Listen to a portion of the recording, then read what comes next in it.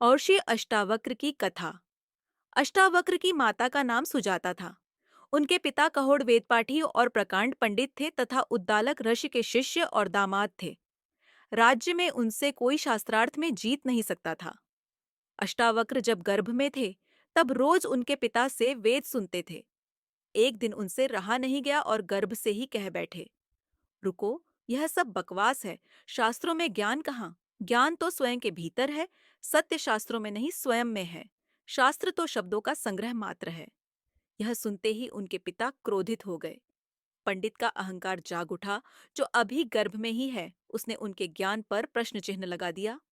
पिता तिलमिला गए। उन्हीं का वह पुत्र उन्हें उपदेश दे रहा था जो अभी पैदा भी नहीं हुआ। क्रोध में अभिशाप दे दिया, जा, जब पैदा होगा तो 8 अंगों से टेढ़ा होगा। इसीलिए उनका नाम अष्टावक्र पड़ा। पिता ने क्रोध में शरीर को विक्षिप्त कर दिया। उन्हें जरा भी दया नहीं आई। ऐसे पिता के होने का क्या मूल्य, जो अपने पुत्र को शाप दे। अष्टावक्र का कोई बहुत बड़ा अपराध नहीं था। उन्होंने तो अपना विचार ही प्रकट किया था, लेकिन इससे यह सिद्ध होता है कि लोग अपने अपने शास्त्रों के प्रति कितने कट्टर होते हैं। पिता के इस शाप के बावजूद अष्टावक्र पिता भक्त थे। जब वे 12 वर्ष के थे, तब राज्य के राजा जनक ने विशाल शास्त्रार्थ सम्मेलन का आयोजन किया। सारे देश के प्रकांड पंडितों को निमंत्रण दिया गया। चूंकि अष्टावक्र के पिता भी प्रकांड पंडित और शास्त्रज्ञ थे, तो उन्हें भी विशेष आमंत्रित किया गया। जनक ने आयोजन स्थल के समक्ष 1,000 गायें बांध दी। गायों के सींगों पर सोना मढ़ दिया और गले में हीरे जवाहरात लटका दिए और कह दिया कि जो भी विवाद में विजेता होगा, वह ये गायें हाँक कर ले जाए। संध्या होते होते खबर आई कि अष्टावक्र के पिता हार रहे हैं। सबसे तो जीत चुके थे, लेकिन वंदनी बंदी नामक एक पंडित से हारने की स्थिति में पहुंच गए थे। पिता के हारने की स्थिति तय हो चुकी थी कि अब हारे या तब हारे। यह खबर सुनकर अष्टावक्र खेल क्रीड़ा छोड़कर राजमहल पहुंच गए।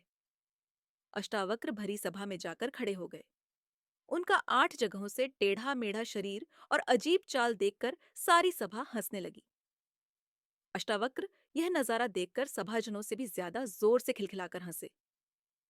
जनक ने पूछा, सब हंसते हैं, वह तो मैं समझ सकता हूं, लेकिन बेटे, तेरे हंसने का कारण बता।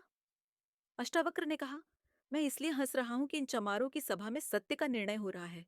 आश्चर्य, ये चमार यहाँ क्या कर रहे हैं? सारी सभा में सन्नाटा छा गया। सब अवाक रह गए। राजा जनक खुद भी सन्न रह गए। उन्होंने बड़े संयत भाव से पूछा, चमार, तेरा मतलब क्या? अष्टावक्र ने कहा, सीधी सी बात है, इनको चमड़ी ही दिखाई पड़ती है, मैं नहीं दिखाई पड़ता। ये चमार हैं, चमड़ी के पारखी हैं। इन्हें मेरे जैसा सीधा साधा आदमी दिखाई नहीं पड़ता। इनको मेरा आड़ा तिरछा शरीर ही दिखाई देता है।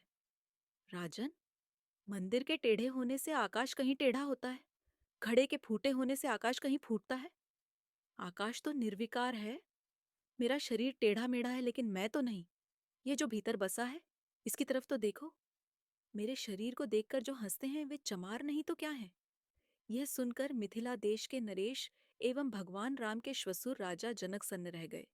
जनक को अपराध बोध हुआ कि सब हंसे तो ठीक, लेकिन मैं भी इस बालक के शरीर को देखकर हंस दिया।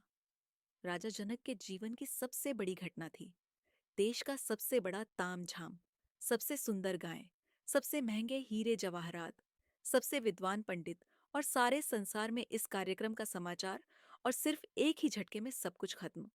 जनक को बहुत पश्चाताप हुआ। सभा भंग हो गई। रात भर राजा जनक सो न सके।